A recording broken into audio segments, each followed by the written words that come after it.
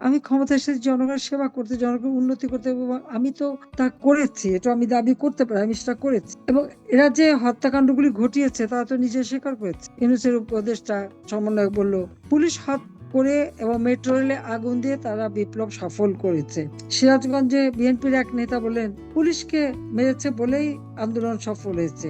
আবার এক ইসলামিক দলের আরেকজন বললেন, পুলিশকে হত্যা করেছে বলেই তাদের আন্দোলন সফল হয়েছে। এবং এই যে জঙ্গি গোষ্ঠীগুলো এদের সাথে যে যুক্ত ছিল সেটা তো আজকে সকলের কাছে পরিষ্কার। আপনারা দেখেন যে সমস্ত জঙ্গি সংগঠন, সেই জামাত, শিবির, আনসারুল্লাহ বাংলা টিম, হিজবুত তাহরির সহ বিভিন্ন জঙ্গি সংগঠন, এগুলি তো তাদের সাথী, তাদের দোষর। কাজী আমি আবারও অনুরোধ করবো দেশবাসীকে, হ্যাঁ, হত্যাকাণ্ড যারা ঘটিয়েছে, অগ্নিসংযোগ করেছে, মেট্রো রেল, এক্সপ্রেসওয়ে, বিটিভি ভবন, বিটিআরসি ভবন, সেতু ভবন, সড়ক ভবন থেকে শুরু করে একে একে যারা আগুন দিয়ে পুড়িয়েছে, তা তো নিজেরাই স্বীকার করেছে।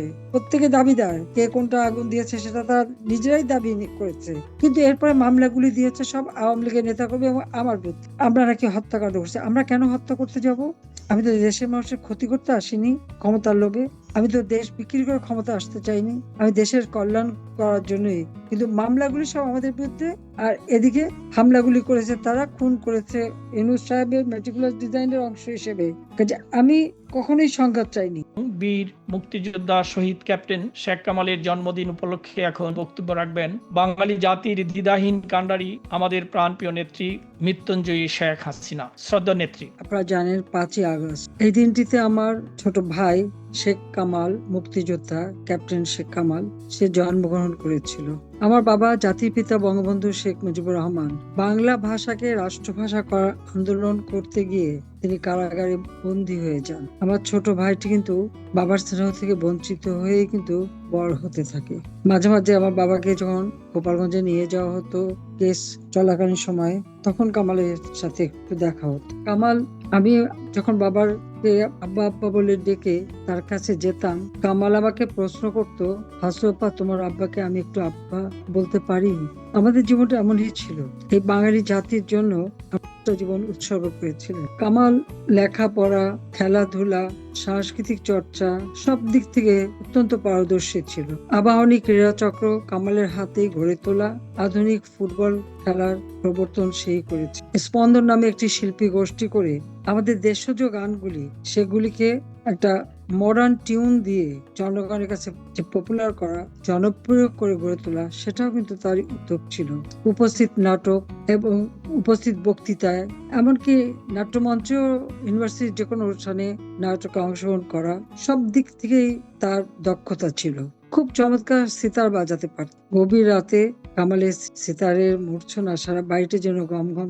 রাজনৈতিক ক্ষেত্রেও তার বিচরণ ছিল অত্যন্ত বলিষ্ঠ। শাহিন স্কুল থেকে পাশ করে ঢাকা কলেজে ভর্তি হয়। তখন থেকে ছাত্র রাজনীতির সঙ্গে সম্পূর্ণভাবে জড়িত ছিল।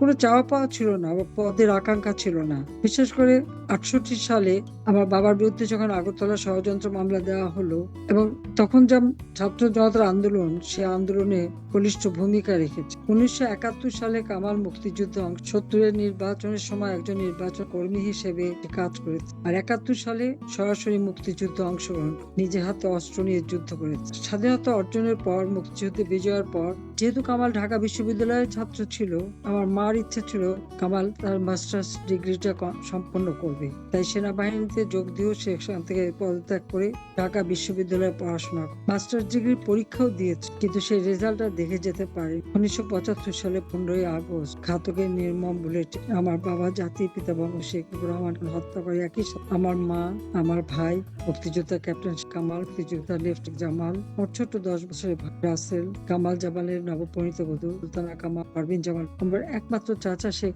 নাসের মুক্তিযোদ্ধা, আমার ফুফাতো ভাই মুক্তিযোদ্ধা, বাংলার বাণীর সম্পাদক এবং তরুণ নেতা শেখ ফজলুল হক মনি, তার অন্তঃসত্ত্বা স্ত্রী আরজুমনি, আমার ফুফা আব্দুর রাউফ সাইনিয়াবাদ মুক্তিযোদ্ধা, তার 10 বছরের ছেলে আরিফ, 13 বছরের মেয়ে বেবি, চারুকান্ত সহ আমার বাবার military secretary brigadier Jamil Uddin, police officer Siddique, 3টি বাড়িতে আক্রমণ করে 18 জন মানুষকে নির্মম ঘরে ঢুকে ওরা কামালকেই প্রথম হত্যা করেছিল। যারা একই সাথে যুদ্ধ করে রণাঙ্গনে ছিল, তাদের হাতে কামালকে আমি তার আত্মার মাগফিরাত কামনা করি। 15ই আগস্টে যারা শাহাদাত বরণ করে তাদের আত্মার মাগফিরাত কামনা করি, এবং আপনাদের কাছেও কামনা কামালের জন্য দোয়া। অত্যন্ত সাদাসিধে জীবনযাপন করত। সুলতানা কামাল খুকির সাথে ওর বিয়ে হয়েছিল। খুকি স্পোর্টস যে আপনারা জানেন যে ইউনিভার্সিটি ব্লু হিসেবেই সে স্মরণার্থ, কিন্তু একই সাথে ঘাতকের বুলেট সকলকে নিয়ে। আজকে তার কামালের ৭৬তম জন্মদিন। আমরা পিঠি ভাই বোন, একই সাথে আমরা বড় হয়েছি, একই সাথে খেলাধুলা, সাইকেল চালানো। কামাল যে যা করতো আমরা একসাথে সবসময়। আমরা দুটি বোন বিদেশে ছিলাম বলে বেঁচে গিয়ে, কিন্তু সেই বাচ্চাটা আমার জন্য খুবই। তারপর আমি ৬ বছর রিফিউজি হিসেবে আওয়ামী লীগ আমাকে যখন বাংলাদেশের আওয়ামী লীগের সভাপতি নির্বাচিত করে, আমি ফিরে আসি। আমি বাংলাদেশের জনগণকে এটুকুই বলবো, আমার ফিরে আসাটা ছিল জনগণের জন্য কাজ, জনগণের ভাগ্য পরিবর্তন। যে জাতির জন্য আমার বাবা জীবন দিয়ে গেলেন, আমার জীবন দিয়ে গেলেন আমার ভাইয়েরা, সেই জাতির ভাগ্য পরিবর্তন করাটাই ছিল আমার একমাত্র লক্ষ্য। আর আমি সেটা সফলভাবে করতে পেরেছি। যুদ্ধ বিধ্বস্ত দেশ গড়ে তুলে বঙ্গবন্ধু শেখ মুজিবুর রহমান যেখানে স্বল্পোন্নত দেশ হিসেবে বাংলাদেশকে প্রতিষ্ঠা করে দিয়ে গিয়েছিলেন, ২১ বছর পর সরকার এসে সেই বাংলাদেশের বাঙালির আমি কাজ করে খাদ্যের সম্পদ, ঘরে ঘরে বিদ্যুৎ, শিক্ষার সুযোগ, দৌড়ে পৌঁছে দাও, অবকাঠামোগত চিন্তা করে দ্বিতীয়বার যখন সরকারে আসে, আমাদের যে নির্বাচন দিন বদলের আমরা তা বাস্তবায়ন এবং লক্ষ্য ছিল যে ২০২০ সালে জাতির পিতা বঙ্গবন্ধু শেখ মুজিবুর রহমানের জন্মবার্ষিকী ২০২১ স্বাধীনতার সুবর্ণ জয়ন্তী আমরা যখন যাপন, তখন বাংলাদেশ আরো এক ধাপ উন্নত। আমি কিন্তু কথা রেখেছি, বাংলাদেশ ঠিক ওই ২০২১ সালে উন্নয়নশীল দেশের মর্যাদা এবং তা বাস্তবায়নের প্রস্তুতিও। যখন দেশের মানুষের সার্বিক আর্থসামাজিক উন্নতি হয়েছে, গ্রামগুলির নাগরিক সুবিধা, প্রত্যেকটা গ্রামের সুযোগ পেয়েছে, প্রতিটি ঘরে ঘরে বিদ্যুৎ দিয়ে সকল হল আলোকিত করে দিয়ে ভূমিহীন মানুষ, হিজড়া, বেদি, রোগী সমাজের অগ্রসজ্জা বিনামূল্যে প্রতিটি পরিবারের জন্য ২ কাঠা ঘর তৈরি করে দিয়ে এবং তাদের জীবন জীবিকার ব্যবস্থা করে দিয়ে শিশু মৃত্যু হার, মাতৃ মৃত্যু হার কমিয়ে মানুষের আয়ুষ্কাল ৫৯ থেকে ৭৩ সাল পর্যন্ত বৃদ্ধি করেছে। সাক্ষরতার ৪৫ ভাগ থেকে ৭৮ ভাগে উন্নীত দেশের তরুণ সমাজের জন্য ব্যাপকভাবে কর্মসংস্থানের ব্যবস্থা করে দিই, বেসরকারি খাত উন্মুক্ত করে দিয়েছি, ব্যবসা বাণিজ্য যাতে সুষ্ঠুভাবে চলতে পারে তার জন্য যা করণীয় করেছি। শ্রমিকদের বেতন কয়েক ধাপ আমি করে দিই, প্রতিটি মানুষ যেন সুন্দরভাবে তার জীবন বিকা চালাতে পারে সেদিকে লক্ষ্য রেখে আমি দেশে কাজ, যেখানে আমার বাংলাদেশের যাতে একটা উন্নত জীবন পায় সেটাই তো আমার লক্ষ্য ছিল। দারিদ্র্যের হার ২০০৬ সালে যেখানে ৪১.৫ ছিল, সেটাকে আমি কমিয়ে এনেছিলাম মাত্র ১৮%, ১৮ ভাগে, যেটা ২০২৩ সালে হিসাব। একদম অতি দারিদ্র যা ছিল ২৫.১ সেটাকে আমি মাত্র ৫.৬ ভাগে নামিয়ে আনি। খাদ্য উৎপাদন আমরা বৃদ্ধি করি, প্রত্যেকটা দরিদ্র মানুষ, কর্মহীন মানুষ তার ঘরে ঘরে খাবার পৌঁছে দিই। এছাড়া বয়স্ক, বিধবা, প্রতিবন্ধী প্রত্যেকের ভাতার ব্যবস্থা করে দিয়েছে, সার্বজনীন পেনশনের ব্যবস্থা করে দিয়েছে। মানুষের জীবন মান উন্নত করা, এটাই তো আমাদের লক্ষ্য ছিল। কমিউনিটি ক্লিনিকের মাধ্যমে জনগণের দোরগোড়ায় বিনামূল্যে ৩০ প্রকার ঔষধ এবং মানুষের স্বাস্থ্য সেবাটা যাতে নিতে পারে সে ব্যবস্থা করে দিয়েছে। বাংলাদেশকে আমরা একটা উন্নত মর্যাদায় তুলেছি। উন্নয়নের রোল মডেল হিসেবে বাংলাদেশ স্বীকৃতি পেয়েছিল বিশ্ববাসীর কাছে। অর্থনৈতিক ক্ষেত্রে ৩৫তম শক্তিশালী অর্থনীতির দেশ হিসেবে আন্তর্জাতিকভাবে স্বীকৃতি পেয়েছে। দক্ষিণ এশিয়ায় আমাদের স্থান ছিল শক্তিশালী অর্থনৈতিক দেশ হিসেবে ২য় স্থান, এশিয়াতে ৯ম স্থান। বাংলাদেশের কোনো মানুষের যেন কোনো কষ্ট না হয় সেদিকটাই আমাদের সবসময় লক্ষ্য রেখেছি এবং অবকাঠামোগত উন্নয়ন করে যা দৃশ্যমান দেশকে একটা উন্নত জায়গায় আমরা নিয়ে এসেছি। এরই মধ্যে আপনারা জানেন যে জাতির পিতা বঙ্গবন্ধু শেখ মুজিবুর রহমানের হত্যাকারীদেরকে ইনডেমনিটি দেওয়া হয়েছিল, দায় মুক্তি। আমাদের কোনো অধিকার ছিল না বিচার চাওয়ার, কিন্তু আমরা সরকার এসে সেই বিচারহীনতার কালচার থেকে বাংলাদেশকে বের করে সেই খুনিদের আমরা বিচার করি। ১৯৭১ সালে পাকিস্তানি হানাদার বাহিনীর হাতে ৩০ লক্ষ মানুষ জীবন দেয়, প্রায় ২ লক্ষের উপর মা বোন, যাদেরকে পাকিস্তানি হানাদার বাহিনী, আল বদর, রাজাকার, আল শামস বাহিনী গড়ে তুলে তাদের মাধ্যমে এই মেয়েদেরকে পাকিস্তানি সেনা ক্যাম্পে পৌঁছে দেওয়া। এই মেয়েরা ছিল সেই পাকিস্তানি হানাদার বাহিনীর বিনোদনের খোরাক। বিধ্বস্ত অবস্থায় তাদেরকে উদ্ধার করা হয়, তাদেরকে পুনর্বাসন।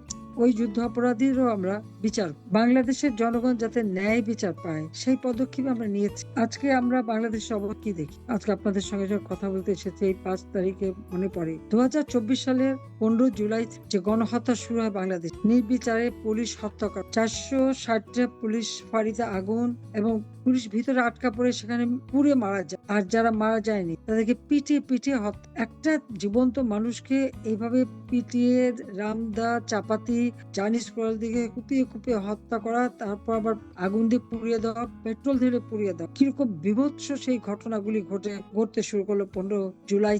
আজকে আপনারা নিজেরাই তো ভালোভাবে দেখতে পাচ্ছেন দেশের অবস্থা। আপনারা জানেন দেশের মানুষ কেউ ভালো নাই। বাংলাদেশ আজকে হায়নার কবলে পড়ে। এই বিভৎস হত্যাকাণ্ড দেখে মনে হয় আবার যেন বাংলাদেশ সেই 1971 সালের মতো হানাদারদের দখলে, নিম্নবিত্ত থেকে মধ্যবিত্ত, উচ্চবিত্ত সকলেই অবরুদ্ধ জীবন, একটা ক্ষমতা লোভী জঙ্গিদের দ্বারা নিষ্পেষিত অবরুদ্ধ জীবন যাপন করতে বাধ্য। এটা সোনার দেশকে আজকে শ্মশানে পরিণত করা হয়। আর এর নেতৃত্বে রয়েছে কে, যিনি নিজে স্বীকার করেছেন যে জুলাই মাসের যে আন্দোলন, কোটা বিরোধী আন্দোলন, এখানে কোনো নেতা ছিল না বা ছাত্র জনতাই কিছু জানতো না। এটা ছিল তার মেটিকুলাস ডিজাইনের একটা অংশ, মাস্টার মাইন্ড দ্বারা সব ঘটনা। তিনি আর কে, এই অমানুষ জঙ্গি বা ফ্যাসিস্ট ডক্টর মোহাম্মদ ইউনূস। তার ক্ষমতার লোভ অনেকদিন থেকে, 2000 সালেও সে এসেছিল, দল করতে ব্যর্থ হয়েছে, কিন্তু সেখান থেকে বাংলাদেশকে বিক্রি করার, আমাদের চট্টগ্রাম পোর্ট, সমুদ্র সম্পদ সবকিছু বিক্রি করার মুচলেখা দিয়ে ক্ষমতা দখল করার উদ্দেশ্য নিয়েই কিন্তু এই হত্যাকাণ্ড এবং এই নির্যাতন শুরু করে। অবৈধভাবে অসাংবিধানিক ভাবে ক্ষমতা দখলকারী জঙ্গিবাদী ইউনূস এবং তার উপদেষ্টাবৃন্দ এবং সমন্বয়ক, আর মাস্টার মাইন্ড দেশীয় দালাল, যুদ্ধাপরাধী, বঙ্গবন্ধুর হত্যাকারী, গ্রেনেড হামলাকারী, যত হলি আর্টিজানের হত্যাকারী, সব দোষীদের ছিল তার দোসর। তাদেরকে নিয়ে তার ক্ষমতা দখল, আর সেই সাথে বিদেশি শক্তি, সেই ডিপ স্টেট, ইউএসএইড, সোরস নামে ধনকুবেরের টাকা এবং তার নিজের গ্রামীণ ব্যাংক, গ্রামীণ ফোনের অর্থ আত্মসাৎ করে যে সমস্ত টাকা বানিয়েছে সেগুলি সে ব্যবহার করে। আজকে বাংলাদেশের অবস্থা হচ্ছে, আজকে গণতন্ত্র হত্যা করেছে, পুলিশ হত্যা করেছে, আওয়ামী লীগের নেতাকর্মী, আইনজীবী, সংখ্যালঘু সম্প্রদায়, হিন্দু, বৌদ্ধ, খ্রিস্টান, এমনকি আমাদের সুফি সমাজ, মাজার শরীফ, সবকিছুই একে একে ধ্বংস। তার উপর সাংবাদিক, সাংস্কৃতিক কর্মী নির্মম ভাবে তারা হত্যার শিকার। আমি চেষ্টা করেছি, আলোচনা করেছি, আমাদের মন্ত্রীদের দিয়ে আলোচনা করানো, সমঝোতা আসা, সব রকম চেষ্টা করেছি। আন্দোলনকারীদের সব দাবি মেনে নিয়েছিলাম, তারপরে দেখলাম 9 দফা, আবার 9 দফা থেকে চলে গেল 1 দফা। এই আলোচনা করে তাদেরকে সমঝোতা এনে তাদের সমস্যার সমাধান করে তাদের দাবি পূরণ করে তারপর যখন আমি দেখি যে না, তারা থামে না, আমার কাছে তো তখন তথ্য এসেছে এদের কাছে অস্ত্র আছে। এবং সেই অস্ত্র আপনারা জানেন যে যখন এই আহতরা, তাদের আমি চিকিৎসার ব্যবস্থা করেছিলাম, যে ডাক্তার এবং যাকে আমি স্বাস্থ্যমন্ত্রী করেছিলাম সামন্ত সেন, এবং আমাদের ডাক্তার রোকেয়া, বিনা মূল্যে সবকিছু চিকিৎসা ব্যবস্থা আমি করেছি। যতদিন আমি ক্ষমতায় ছিলাম বা দেশে ছিলাম, প্রত্যেকে কিন্তু চিকিৎসাটা পেয়েছে, কেউ বলতে পারবে না চিকিৎসা পায়নি। কিন্তু তাদের শরীর থেকে যে বুলেট বের হলো, সেই বুলেট ছিল 7.62 বুলেট। এখন প্রশ্ন যে এই বুলেট, এই অস্ত্র কোথা থেকে এসেছিল, কে এনেছিল? তার উত্তর বেশি খুঁজতে হবে না, উত্তর আপনারা তাদের ওই সমন্বয়ক এবং এখন যে উপদেষ্টা, তাদের কাছে পেয়ে যাবেন। তা নিজেরই তো স্বীকার করেছে যে 5 তারিখে শেখ হাসিনাকে ক্ষমতার থেকে উৎখাত করতে না পারলে তারা সশস্ত্র হামলা করার প্রস্তুতি ছিল। আমার প্রশ্ন, কাদের বিরুদ্ধে এই অস্ত্র ব্যবহার করবে তারা? কাদের বিরুদ্ধে অস্ত্র ব্যবহার করতো? বাংলাদেশের জনগণের বিরুদ্ধে, সেনাবাহিনীর বিরুদ্ধে? পুলিশকে তো তারা হত্যা করেছে নির্বিচারে।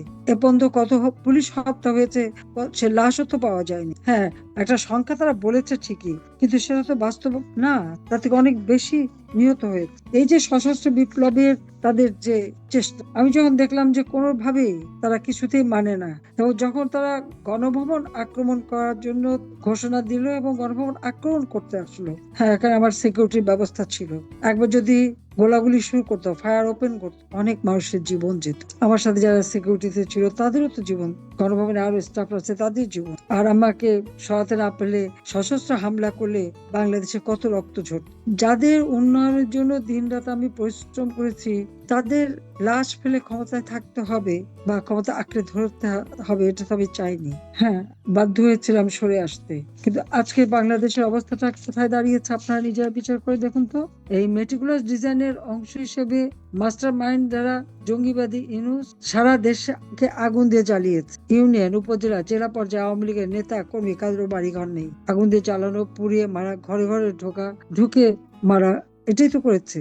এখানে আমি স্পষ্ট একটা কথা বলতে চাই যে আবু সাইদ, মুগ্ধ থেকে শুরু করে যারা ওই মিছিলে নিহত হয়েছে, তা কোনো হত্যাকাণ্ড আমিও ঘটাইনি, আমার পুলিশ বাহিনীও ঘটায়নি। তার কারণ এই মৃত্যুর গুলি যদি আপনারা একটু লক্ষ্য রাখেন, আর তাদের শরীরে যে বুলেট পাওয়া গেছে, বা আবু সাইদের শরীরে কোনো মেটাল বুলেট ছিল না, রাবার বুলেট ছিল, তবে তাকে ওরা বলছে গুলি করেছে, সে ছবি দেখিয়েছে ঠিকই, কিন্তু হাসপাতালে নেয়নি কেন, সেটা একটা প্রশ্ন। কয়েক ঘন্টা পরে তাকে হাসপাতালে নিল মৃত অবস্থায়। কেন তাকে সাথে সাথে হাসপাতালে নেওয়া হয়নি? মাত্র 20 মিনিট দূরেই তো হাসপাতাল ছিল রংপুরে। তাহলে এই হত্যাকাণ্ড কে ঘটিয়েছে? এটা তো ডক্টর ইউনূসেরই ঘটানো, এই কারণে তার ক্ষমতায় আসা সোপান তৈরি করা, মানুষের লাশের উপর লাশ ফেলে সোপান তৈরি করে সে ক্ষমতায় দখল করেছে। এবং তার এক পরামর্শদাতা আবার লন্ডন থেকে বলেছিল, লাশ ফেলো, সরকার পড়ে যাবে। এই কথা শোনার পরে আমি তো চাই না বাংলাদেশের মানুষের লাশ পড়ুক আমার ক্ষমতার জন্য।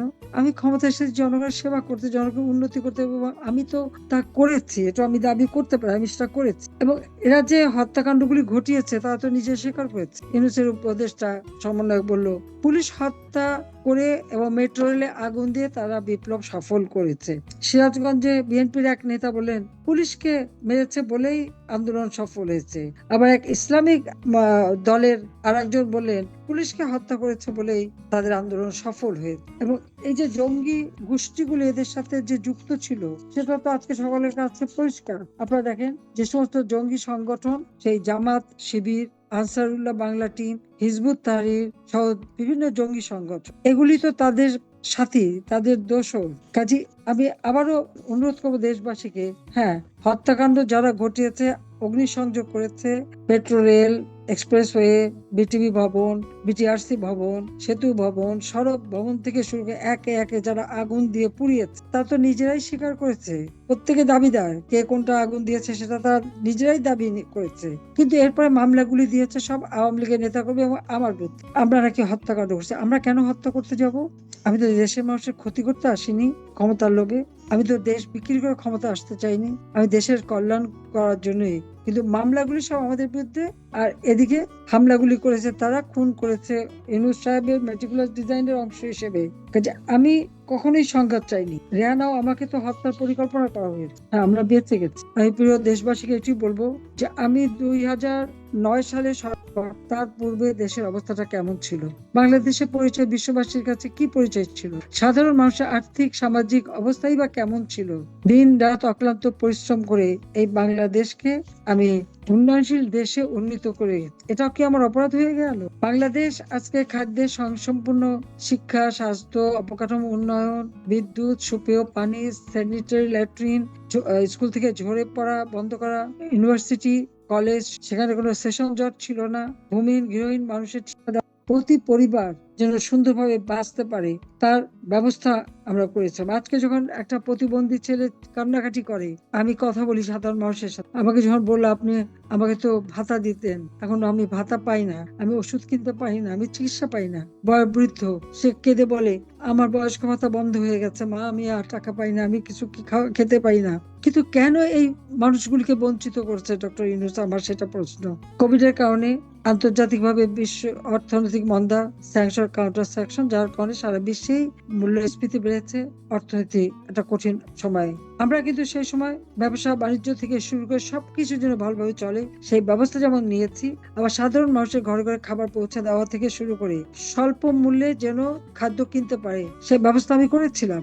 1 কোটি পরিবারের জন্য টিসিবি কর্তৃক পারিবারিক কার্ড করে দিই, মাত্র 30 টাকা কেজিতে চাল, স্বল্প মূল্যে ডাল, তেল, চিনি যাতে কিনতে পারে সেই ব্যবস্থা করেছি। সেখানেও দেখা গেল 43 লক্ষ মানুষকে বঞ্চিত করলো। বয়স্ক ভাতা বঞ্চিত করছে, কি বলছে, না আপনি আওয়ামী লীগ করেন সেই জন্য আপনাকে দেওয়া হবে না। এটা কোন ধরনের কথা?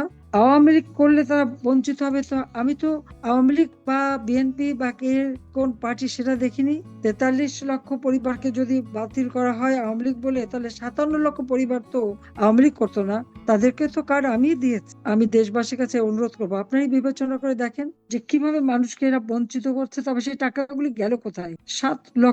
7,97,000 কোটি টাকার বাজেট রেখে এসেছিলাম 24 সালে। প্রবৃদ্ধি 6.7 ভাগে উন্নীত হয়েছিল। মাথাপিছু আয় 2,793 মার্কিন ডলার উন্নীত হয়েছিল। আজকে প্রবৃদ্ধি 2 ভাগে নেমে গেছে, মাথাপিছু আয় কমে গেছে। মানুষের জীবনের তো কোনো নিশ্চয়তাই নাই। আগে একটা দিন মজুর যে টাকা কামাই করতো তার 3 বেলা খাবার কিনেও তার হাতে টাকা থাকতো, আমিষ পর্যন্ত খেতে পারতো। আর এখন খেতে তো পারেই না, অর্থ উপার্জন তো করতেই পারে না। একজন রিক্সাওয়ালা চিৎকার করে কাঁদছে, সে সারাদিন রিক্সা চালিয়ে 200 টাকার মতো পেয়েছে, সঙ্গে সঙ্গে তার গলায় ছুরি দেখিয়ে তার কাছ থেকে টাকাগুলি ছিনতাই করে নিয়েছে। কই, আমি শেখ হাসিনার ক্ষমতা থাকতে তো এভাবে কেউ রিক্সাওয়ালাদের উপরে জুলুম করতে পারেনি, সাধারণ মানুষকে জুলুম করতে পারেনি। আমি কঠোর হস্তে সন্ত্রাস জঙ্গিবাদ দমন করেছিলাম, মানুষের জীবনের শান্তি নিরাপত্তা নিশ্চিত করেছিলাম, মানুষ নিরাপদে চলতে পারতো। আজকে মেয়েদের কি অবস্থা? প্রতিনিয়ত শিশু নারী ধর্ষণ হচ্ছে, যে কোনো সময় ঘরের ভিতরে ঢুকে স্বামীকে বেঁধে রেখে স্ত্রীকে গণধর্ষণ করা, বিচার চাইতে পারে না, বিচার করার কেউ নেই। আর এই ধর্ষণকারী সন্ত্রাসী এদের বিরুদ্ধে কোনো ব্যবস্থা নেওয়া যাবে না। কারণটা কি? 15ই জুলাই থেকে যারা অপরাধ করেছে সবাইকে দায় মুক্তি দিয়েছে ডক্টর মোহাম্মদ ইউনূস, তাদেরকে ইন্ডেমনিটি দিয়েছে, তাদের কোনো অপরাধ না। বাংলাদেশটাকে যে ছিলেমিলে খেলা, এটা বন্ধ করতে হবে। এভাবে মানুষের জীবনকে নিয়ে আমরা খেলতে দিতে পারি না। আওয়ামী লীগ তরুণ সমাজের জন্য কর্মসংস্থানের ব্যাপক ব্যবস্থা করে, hi tech park, incubation centre, computer training incubation centre, freelancing. প্রায় 7 লক্ষ তরুণী ফ্রিল্যান্সিং করে বিদেশ থেকে অর্থ উপার্জন করতে পারতো। লার্নিং এন্ড আর্নিং প্রোগ্রামের মাধ্যমে তাদেরকে সেই সুযোগ করে দেওয়া, সার্টিফিকেটের ব্যবস্থা করা, সহজে অর্থ যাতে পেতে পারে সেই ব্যবস্থা করে দিয়েছিলাম। কোম্পানি আইন পরিবর্তন করে এক ব্যক্তি কোম্পানি কর্মসংস্থান ব্যাংকের মাধ্যমে বিনা জামানতে একজন তরুণ 2 লক্ষ টাকা পর্যন্ত ঋণ নিতে পারত।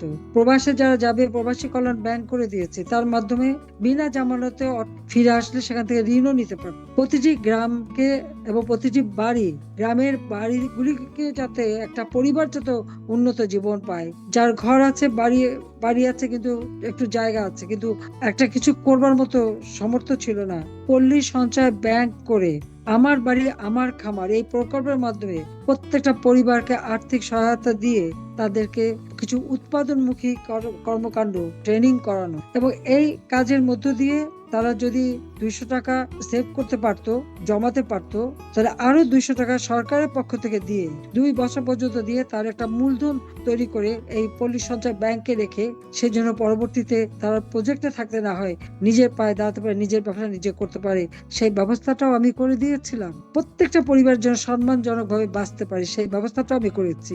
আর দেশের মানুষের জন্য যে কাজগুলি করেছে তো সবই আপনাদের জানা। অপরাধটা কোথায় করলাম আমাকে বলতে পারেন? বেসরকারি খাতে ব্যাংক, বিমান ইন্ডাস্ট্রি সবকিছু মুক্ত করে দিয়েছে। টেলিভিশন, বাংলাদেশে একটা মাত্র টেলিভিশন, একটা মাত্র রেডিও ছিল।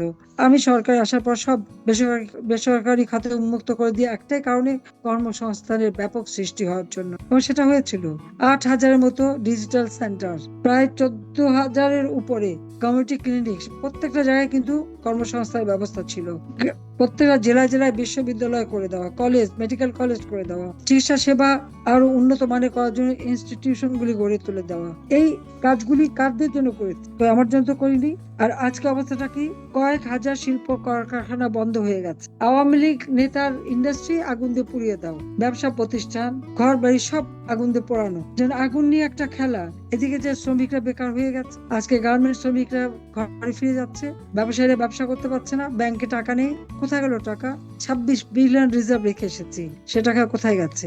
শেয়ার মার্কেট থেকে 90,000 কোটি টাকা উধাও, ব্যাংক শূন্য। তবে সুইস ব্যাংকে টাকা নাকি বাড়ছে। তাহলে কে মানি লন্ডারিং করে? এবং আপনারা দেখেছেন যে ডক্টর ইউনূসের একজন মাস্টার মাইন্ড উপদেষ্টা, তার ভাই ধরা খেলো অস্ট্রেলিয়াতে মোটা অঙ্কের টাকা পেয়ে, টাকাটা বাংলাদেশ থেকে গেছে। তো মানি লন্ডারিং কে করে? মামলা কিন্তু সব আমাদের বিরুদ্ধে। আমি, আমার ছোট বোন, আমাদের ছেলে মেয়ে সবাই তো দোষী। ওই 15 বছর একটানা ক্ষমতায় তারা কি কেউ এসছে কখনো কোনো ব্যবসা বাণিজ্য কোনো কিছু করতে? তা তো করতে আসেনি। আমি সকলের ছেলে মেয়ের জীবন মান উন্নত করে দিয়েছি, সেখানে তো দল মত দেখিনি। প্রধানমন্ত্রী জাতির পিতার কন্যা আমি, সেইভাবেই তো আমি কাজ করেছি। আমি এটুকু আজ বলতে চাই যে এই দিন তো আমাকে বাংলাদেশ ছেড়ে চলে আসতে বাধ্য হয়েছিলাম। যে দেশটার জন্য আমার বাবা আর্থসামাজিক উন্নয়নের জন্য জীবন দিলেন, সেই দেশটাকে আমি আর্থসামাজিক উন্নতি করে মানুষের মর্যাদা কোথায় তুলে দিয়েছিলাম, আজকে সেই দেশটাকে কিভাবে ধ্বংসের দ্বার প্রান্তে নিয়ে এসেছে। খাদ্য সংসম্পন্ন দেশ, এখন মানুষের খাদ্য নাই, খাদ্য ঘাটতি হয়ে গেছে। ব্যবসায়ীরা নির্যাতনের শিকার, ছেলেমেয়েরা পড়াশোনা করতে পারে না, শিক্ষকরা লাঞ্ছিত, আইন আদালত এই সমন্বয় ইউনূসের অস্ত্রধারীরা প্রধান বিচারপতির বাড়ি হামলা, বিচারপতিদের কি পদত্যাগ করানো, নির্বাচন কমিশন, পাবলিক সার্ভিস কমিশন, মানবাধিকার কমিশন সবগুলি হামলা করে করে তাদেরকে সরিয়ে দেওয়া, সব জায়গায় দলবাজি, সেক্রেটারিয়েটে আগুন, হাইকোর্টে আগুন, সংসদ ভবন ভাঙচুর, ডকুমেন্টগুলি পানি ফেলে দিয়ে আগুন লাগাতে পারেনি বলে পানি ফেলে দিয়ে সেগুলি ধ্বংস। 32 নম্বর যে বাড়ি থেকে জাতির পিতা বঙ্গবন্ধু শেখ মুজিব স্বাধীনতার ঘোষণা দিয়েছেন সেই বাড়িটাও আজকে প্রথমে আগুন দিল, তারপরে বুলডোজার দিয়ে ভাঙল। 5ই আগস্ট 2024 সালে সেই বাড়িতে আগুন দিয়ে পড়ালো, আর 5 ফেব্রুয়ারি 2025 এসে বুলডোজার দিয়ে ভেঙে সেখানে ইসলামিক পতাকা তুলে দিল। কেন, আমরা কি ইসলাম ধর্ম পালন করি না? আমাদের পরিবার তো ইসলাম ধর্ম সবসময় পালন করেছে। 560টা মসজিদ আমি করে দিয়েছি, মসজিদ এবং ইসলামিক কালচারাল সেন্টার আমার হাতে করে দেওয়া, কওমি মাদ্রাসার স্বীকৃতি দেওয়া, দাওরায়ে হাদিসের স্বীকৃতি দিয়ে আরবি বিশ্ববিদ্যালয় করে দিয়েছে, এমপিও ভুক্ত করেছে, মাদ্রাসা শিক্ষাকে উন্নত করার ব্যবস্থা করে দিয়েছি, সার্টিফিকেটের ব্যবস্থা করে। ইসলামের সেবা যদি করে থাকে তা আমি করেছি। সেখানে আবার ইসলামিক পতাকা উড়িয়ে কি বোঝাতে চান? আর এই বাড়ি ভেঙে তার অর্থটা কি? এই বাড়ি থেকে জাতির পিতা স্বাধীনতার ঘোষণা দিয়েছে, আর এই বাড়িতেই তো তাকে হত্যা করা হয়। সেই বুলেটের দাগ, রক্তের, আমরা তো ভোগ করিনি বাড়িটা। আমরা 2 বোন তো জনগণের সম্পদ হিসেবে বঙ্গবন্ধু মেমোরিয়াল ট্রাস্টকে দান করে দিয়েছিলাম। ওই ট্রাস্টের থেকে অনেক ছেলে মেয়ে এবং গ্রেনেড হামলায় যারা আহত নিহত পরিবার, তার সুস্থ মানুষকে আমরা সাহায্য করি। ওই ট্রাস্টের টাকা কোভিডের সময় 5 কোটি টাকা দিয়ে ফান্ড করে দিয়ে কোভিডে আর্থিক সহায়তা যাতে দিতে পারি সেই ব্যবস্থা করে দিয়েছিলাম। প্রাইম মিনিস্টার অফিসে সেই ফান্ড আমি করে দিই। ভূমিহীন গৃহহীন মানুষকে যখন করে দিই, এই বঙ্গবন্ধু মেমোরিয়াল ট্রাস্ট থেকে 5 কোটি টাকা দিয়ে আলাদা ফান্ড তৈরি করে দিয়েছি, যেখানে জমি পাওয়া যেত না, জমি ক্রয় করবার জন্য এই ট্রাস্টের থেকে তো আমরা জনগণের সেবা করি। আর বঙ্গবন্ধু স্মৃতি জাদুঘর, দেশি বিদেশি অনেক এসেছে, দেখেছেন, ভিজিট করে, সেটাকে ভেঙে পুড়িয়ে দেওয়া, সুধা সদর ওয়াজেদ সাহেবের, সেটাও ভেঙে লুটপাট করে সেগুলো আবার বাজেয়াপ্ত করা হয়, ক্রপ করে না। আছে কি সেখানে কয়েকটা ভাঙাচোরা ইটকাঠি পড়ে আছে, সবই তো লুট করেনি। সিআরআই গবেষণা কেন্দ্র, সেটাকে ভেঙে পুড়িয়ে দেওয়া। আমাদের তো সমস্ত কিছু লুটপাট, গণভবন ভাঙা এবং লুটপাটের সেই ছবি তো সবাই দেখেছে। এখন আবার দেখলাম ডক্টর মোহাম্মদ ইউনূস সেখানে গেছেন কি গণকবর বানাতে আর মিউজিয়াম। জায়গাটা লুই কান, পৃথিবীর একমাত্র আর্কিটেক্ট, তার নকশায় সংসদ ভবন এবং তার ল্যান্ডস্কেপেই এখানে সরকার প্রধানের বাড়ি, যিনি সরকার প্রধান হতে তিনি এই বাড়ি, সেইভাবেই চলছে। তো হঠাৎ এই গণভবনটাকে গণকবর করা মিউজিয়াম কার জন্য? মানুষ হত্যা করলো ডক্টর মোহাম্মদ ইউনূস, দোষ হলো আমার উপর। আর গণভবন সরকারি সম্পত্তি, জনগণের। এই লোক দেখানো খেলা, তার ওই নাটক সবাই প্রত্যেকটা হত্যাকাণ্ডের জন্য ডক্টর ইউনূস দায়ী। তার মেটিকুলাস ডিজাইন এবং মাস্টার মাইন্ড দ্বারা সংগঠিত এবং এই জঙ্গিদের দ্বারা করেছে বলেই পুরস্কার স্বরূপ সমস্ত জঙ্গিদের কারাগার থেকে মুক্তি দিয়ে দিই। দেশটা এখন জঙ্গিদের, কারণ ডক্টর ইউনূস ক্ষমতা দখল করেছে জঙ্গিদের দ্বারা, অস্ত্র, অর্থ, বল প্রয়োগ, জনগণের ম্যান্ডেট নিয়ে সংবিধান মোতাবেক অসাংবিধানিক ভাবে, অবৈধভাবে ক্ষমতা দখল করে আজকে দেশকে ধ্বংসের দিকে নিয়ে গেছে। 30 লক্ষ শহীদের রক্তের সাথে বেইমানি মুনাফিকি করেছে। আজকে আমাদের স্বাধীনতা হুমকির মুখে। পরাজিত শকুনের দল আজকে আমাদের জাতীয় পতাকা খুবলে খাত। আমাদের সংবিধান লাখো শহীদের রক্তের বিনিময়ে অর্জিত সংবিধান, এই সংবিধান তারা মানে না। এখন সেটাও নাকি সংস্কার করতে হবে। সংস্কার যদি করতে হয় তাহলে ইউনূসের নিজেরই সংস্কার করা উচিত। সে যে একটা অমানুষ, অত্যন্ত স্বার্থপর, অর্থলোভী, ক্ষমতালোভী, তার হাতে বাংলাদেশের জনগণ কেউ নিরাপদ না। আমি জাতির কাছে এটাই আহ্বান করব যে আমি কখনো অন্যায় করিনি, আমার হাত থেকে কোনো মানুষ খুন হয়নি। আমার নিজের বাবা মা ভাইদের যারা হত্যা করেছে, আমি ইচ্ছে করলে তাদের তো হত্যা করতে পারতাম, আমি তো তা করিনি। আর 10টা ছেলে মেয়ের বাবা মা মারা গেলে বা নিহত হলে বা হত্যা হলে যেভাবে সাধারণ আদালতে বিচার হয়, ঠিক সেইভাবেই বিচার করেছি। কারণ আমি ন্যায় বিচার প্রতিষ্ঠা করেছি, বিচারহীনতার কালচার থেকে বাংলাদেশকে মুক্ত করেছি, জনগণের অধিকার প্রতিষ্ঠা করেছি, আর্থসামাজিক উন্নতি করেছি, খেলাধুলা, সাংস্কৃতিক চর্চা, সব দিক থেকে আমার দেশ যেন সারা বিশ্বের কাছে একটা উন্নত হয় সেই ব্যবস্থা করেছি। প্রেক্ষিত পরিকল্পনা করেছি ডিজিটাল বাংলাদেশ করে দিয়ে পরবর্তীতে স্মার্ট বাংলাদেশ গড়ে তুলবো 2041 সালের মধ্যে। সেই কর্মসূচি আমি দিয়েছি। আমি কেন মানুষ হত্যা করতে যাব? যে মানুষের জন্য দিনরাত অক্লান্ত পরিশ্রম করে তাদের জীবন মান উন্নত করলাম, তাদের কোনো ক্ষতি হোক এটা তো আমি কখনো চাইনি। কিন্তু 5 তারিখ আমি সরে না আসলে তারা যে সশস্ত্র বিপ্লব করবে সেই যে প্রস্তুতি তাদের, এটাই তো বোঝা যায় যে এই হত্যাকাণ্ডের সঙ্গে সম্পূর্ণভাবে ইউনূস এবং তার এই মেটিকুলাস ডিজাইনার যারা এবং তার এই সমন্বয়ক এবং তার উপদেষ্টা, এরা সকলে দায়ী। কাজে তাদের বিচার আমি চাই জনতার কাছে, যে আমাদের উপর কেন এত অন্যায় হবে? আওয়ামী লীগ কি অপরাধ করেছে? দেশ স্বাধীন করেছে, আর্থসামাজিক উন্নতি করেছে। যখন এই আওয়ামী লীগ ক্ষমতা এসেছে, দেশের মানুষ সুন্দর জীবন পেয়েছে, উন্নত জীবন পেয়েছে। এটা হলো বাস্তবতা। আমাদের কর্মরত ছাত্রছাত্রীদেরকে বিভ্রান্ত করে, মিথ্যাচার করে, তাদেরকে একেবারে আমি বলবো যে তাদের জীবনটাই নষ্ট করে দিয়েছে। কয়েক লক্ষ ছাত্রছাত্রী পড়াশোনা করতে পারে না, বিনামূল্যে বই দিয়ে সেটা দিতে পারেনি, শিক্ষার পরিবেশ নাই, শিক্ষার্থীরা শিক্ষকদের অপমান করে, একটা সমাজকে, একটা জনগোষ্ঠীকে সম্পূর্ণ ধ্বংস করে দিয়েছে এই ডক্টর মোহাম্মদ ইউনূস। এর হাত থেকে দেশকে রক্ষা করার জন্য দেশের মানুষকে ঐক্যবদ্ধ হবার আহ্বান জানাচ্ছি। আমি আপনাদের কল্যাণ চেয়েছিলাম, মানুষকে বাঁচাতে চেয়েছিলাম। আর আজকে আমি যখন দেখি লাশের পর লাশ পড়ে থাকে, 16 বছর একটা ছেলে, কেন সে ছাত্রলীগের মিছিলে গেল, তার পাটা কেটে ফেলে দিল। একটা প্রতিবন্ধী পিটিয়ে তাকে হত্যা করতে হবে। সংখ্যালঘুদের উপর অমানবিক অত্যাচার হয়েছে। আইনজীবীরা কোর্টে আমাদের জন্য দাঁড়াতে পারবে না। 93 জন আইনজীবীকে একই দিনে গ্রেপ্তার করে দেওয়া হলো। পৃথিবীর কোন দেশে এরকম ঘটনা ঘটেছে? সারা দেশটার জন্য রক্তাক্ত আগুনে চলছে। দেশের মানুষের জীবনে শান্তি নিরাপত্তা ফিরিয়ে আনতে হবে, অর্থনৈতিক উন্নতি করতে হবে। এই দেশের যে ক্ষতি করেছে, এই ক্ষতি পূরণ করতে বহু সময় লাগে, কিন্তু ইউনূসের সেই যোগ্যতা নেই। ধ্বংস করতে জানে, সৃষ্টি করতে জানে না, মানুষকে শোষণ করতে জানে, মানুষের কল্যাণ করতে পারে না। এই ধরনের লোক ক্ষমতা থাকলে দেশের মানুষের কখনো মঙ্গল আসবে না। কাজে আজকের দিন আমি এটাই আহ্বান করব, আপনারা এই জঘন্য জঙ্গি ফ্যাসিবাদী ইউনূসের হাত থেকে দেশটাকে রক্ষা করুন, এবং এই অপরাধের জন্য একদিন গণ আদালতেই যেন তাদের বিচার হয়, সেটাই আমি চাই। আমার কোনো চাওয়া পাওয়া নেই। মা বাবা ভাই সব হারিয়ে আপনাদের সেবা করতেই তো এসেছি, এবং সেটা করেছি, এটা প্রমাণ করেছি যে হ্যাঁ আমরা পারি।